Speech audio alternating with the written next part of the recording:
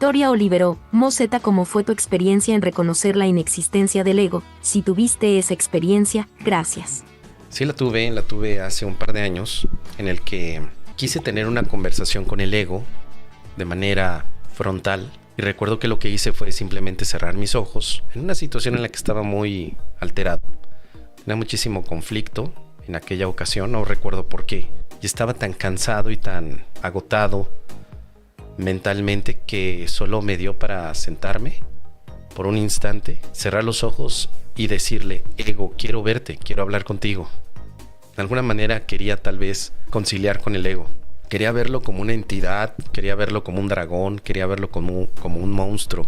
Pero después de invitarlo a verlo, nunca apareció. Jamás.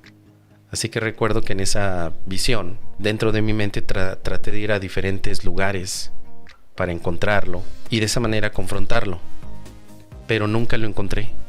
Entonces me vino la idea de que tal vez no existía, sino que era yo mismo el que trataba de darle realidad a algo que no existía. Así que ese descubrimiento para mí fue lo que cambió gran parte de mi práctica con un curso de milagros, porque pude entender por qué dice que el ego es algo que no existe, pero que parece existir por sus diferentes efectos. En otra ocasión hice lo mismo, buscar a propósito al ego en mi mente.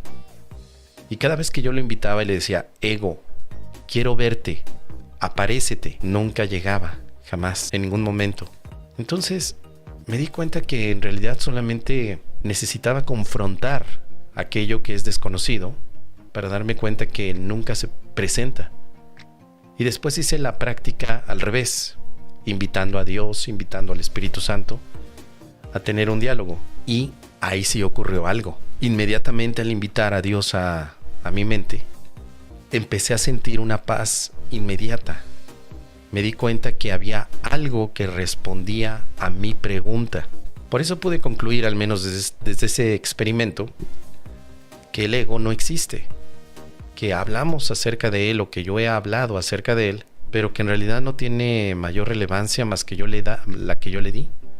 Así que para mí esa experiencia o ese reconocimiento de su inexistencia se debió a un experimento que hice con mi propia mente. Porque aunque yo ya había escuchado y leído en el curso que dice que el ego no existe, no había tenido realmente una experiencia al respecto.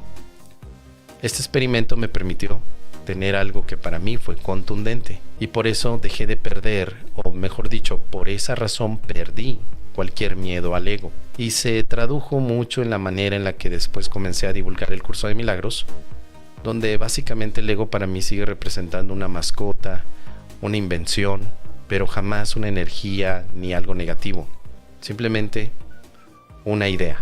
Así que eso es lo que te puedo compartir, querida Vicky. ¿Tú qué opinas?